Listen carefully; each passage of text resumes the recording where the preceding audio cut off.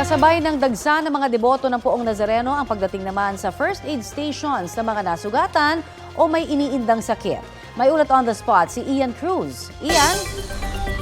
Yes, Connie, nasa 200 deboto na ang ginamot ng Philippine Red Cross doon sa iba't iba nilang first aid station dahil yan, Connie, sa sugat, yung iba ay nagkaroon pa ng fracture at yung iba naman ay nagkaroon ng matinding medical condition. Sa Emergency Field Hospital ng Red Cross sa Kartilya ng Katipunan, nasa 17 ang kanilang ginamot na pasyente pero tuloy-tuloy pa rin nga ang pagdating ng mga deboto na kundi man sugatan na ihirap sa paghinga. Sinabi ni J. Lord Abrigado, ang head ng Safety Services ng Philippine Red Cross, 2 na ang medical case na nai-transfer nila sa regular na ospital. Sa katabi naman ng Manila Field Hospital na tinatauhan ng mga taga-Philippine General Hospital, sinabi ni Dr. Patrick Tiglao, ang tumatayong head ng Field Hospital, nasa 20 pasyente ang nadala sa kanila, 2 ang na-transfer patungo sa ospital dahil sa posibleng fracture sa binti at yung isa ay sa clavicle o yung buto sa balikat.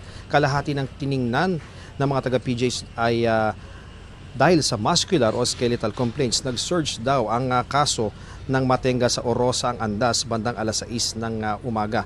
At Connie, kaninang madaling araw, mabilis naman yung andar ng Andas. Minuto lamang ang lumipas ay nasa tapat na ito ng MPD station malapit sa Manila Hotel. Sa kabila ng pagbabago ng disenyo, marami pa rin ang nagpumilit sumampa sa Andas, lalo na sa likod kung saan nakausli ang krus ng Jesus Nazareno. May punto pa nga na may moist din ang salamin ng Andas na kaagad namang pinunasan ng Hijos del Nazareno.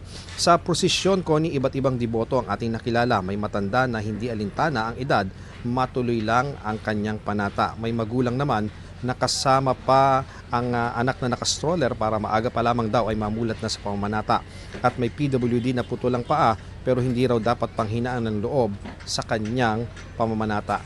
Connie, mahaba pa yung itatakbo ng ruta ng traslasyon. Kaya naman yung mga medical personnel na nakakalat sa iba't ibang lugar ay talagang naka-alerto dahil nga sa inaasahang may mga masusugatan pa at posibleng magkaroon ng medical condition hanggang sa maghapon o hanggang sa gabi nang maihatid na nga ang Poong Jesus Nazareno doon sa Quiapo Church. Yan muna ang latest mula rito sa Quirino Grandstand. Balik sa iyo, Connie. Maraming salamat, Ian Cruz.